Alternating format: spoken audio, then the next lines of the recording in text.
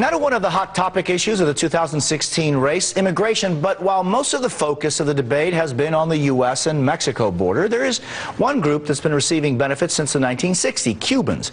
In the wake of the thawing of U.S.-Cuba relations, a new investigation is revealing what some say is an abuse of our country's welfare system. According to an investigation by South Florida's Sun Sentinel newspaper, quote, Cuban immigrants are cashing in on U.S. welfare and then going back to the island, making a mockery of the decades-old premise that they are refugees fleeing persecution at home.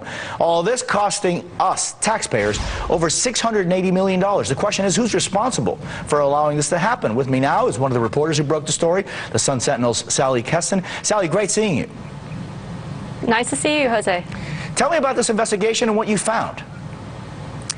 Well, as you pointed out, Cubans under U.S. laws get special treatment over every other immigrant group.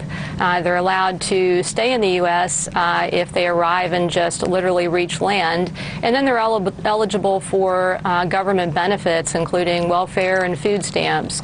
And the premise is that they are refugees fleeing persecution, fleeing an oppressive government. But what we found is many Cubans now are quickly returning to the island.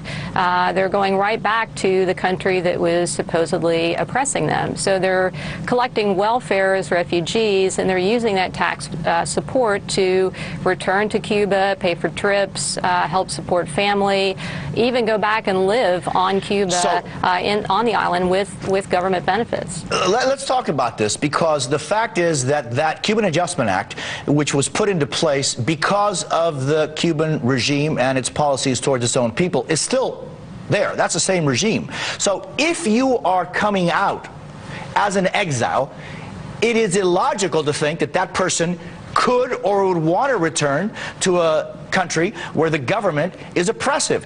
So how is this happening, and how is it that all of that money ends up back in Cuba? It's happening because of, you mentioned the Cuban Adjustment Act and other laws that have really been around for decades. But you know, a lot has changed since then, and except the government in Cuba is the same one.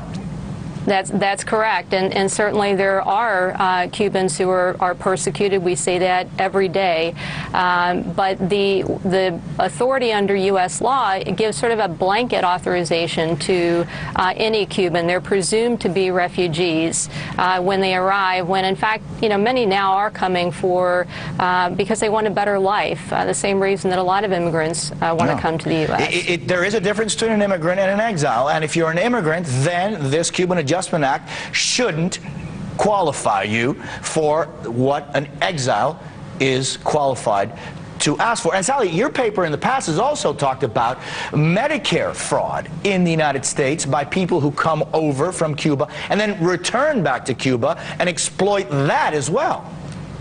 That's right, and that's another exploitation of our laws, is at this open door that has very good intentions to welcome people who really are victims of persecution, has also allowed in criminals who have stolen more than $2 billion, we calculated, from American businesses and government programs like Medicare.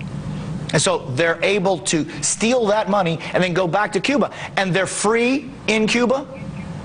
They are free. As a matter of fact, we found 2 fugitives living in Cuba very openly. One was wanted for stealing a truck from the Federal Reserve with $180,000 worth of nickels, and he's living freely in Cuba, and we believe there are hundreds of others.